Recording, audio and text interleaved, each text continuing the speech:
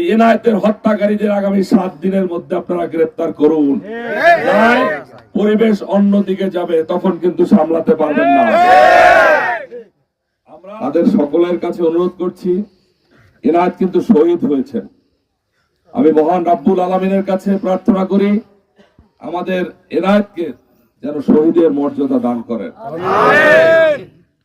আর সাথে সাথে আমি এই অঞ্চলের আপনাদের কথা দিতে চাই, আমাদের এনায়েতকে যারা নৃশংসভাবে হত্যা করেছে, ইনশাআল্লাহ এই জমিনে আগামী 7 দিনের মধ্যে যদি প্রশাসনের ব্যবস্থা না নেয়, আমরা প্রশাসনের বিরুদ্ধে ব্যবস্থা নেব। কারণ আমি জানি বাগেরহাট জেলা একজন সুযোগ্য এসপি আছে, একজন সুযোগ্য ডিআইজি আছে, একজন শরণখোলা সুযোগ্য ওসি সাহেব আছে। তারা যদি চেষ্টা করে এই আসামিকে ধরতে 2 দিনের বেশি লাগে না।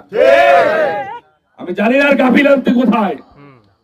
আসামিকে অবশ্যই অবশ্যই আগামী 7 দিনের মধ্যে বিচারের কাঠগড়ায় আনতে হবে।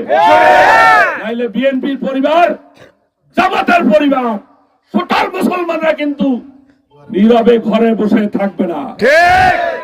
আমরা আর একটা হত্যাও চাই না, আমরা চাই হত্যাকারীদের বিচার, সে যেই হোক, যে দলেরই হোক। সুতরাং আপনারা ধৈর্য ধারণ করেন। আমরা এই উপজেলা নির্বাহী কর্মকর্তা ওসি সাহেবের প্রতি আহ্বান জানাই, আর্মিতে যারা আছে তাদেরকে আহ্বান জানাই, র্যাবের যারা আছে তাদেরকে আহ্বান জানাই, এই এনায়েতের হত্যাকারীদের আগামী 7 দিনের মধ্যে আপনারা গ্রেফতার করুন।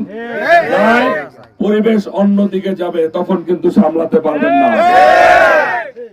আমরা এনায়েতের রুহের মাগফিরাত কামনা করছি, মহান রব্বুল আলামিনের কাছে ফরিয়াদ করছি এনায়েত যেন শহীদি মর্যাদা পান। আর আমাদের সকলেরই তো মৃত্যুবরণ করতে হবে, কুল্লে নাফসিন যায়কাতুল মাউত।